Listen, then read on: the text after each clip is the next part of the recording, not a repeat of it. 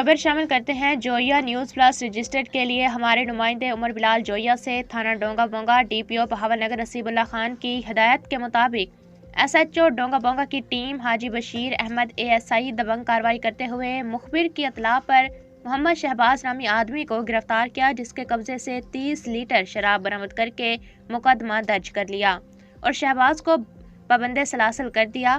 حاجی Bashir ASI نے media کو بتایا کہ منشیات فروشوں کے خلاف ڈی پی او بہاول نگر کی ہدایت پر کارروائیاں جاری ہیں۔ تھانہ ڈونگا بونگا کے علاقے میں منشیات فروشوں کے خلاف کریک ڈاؤن جاری رہے گا۔ SHO تھانہ ڈونگا بونگا نے میڈیا سے بات کرتے ہوئے کہا، منشیات جیسی لعنت کو علاقہ تھانہ ڈونگا بونگا ختم کر کے سانس لیں گے۔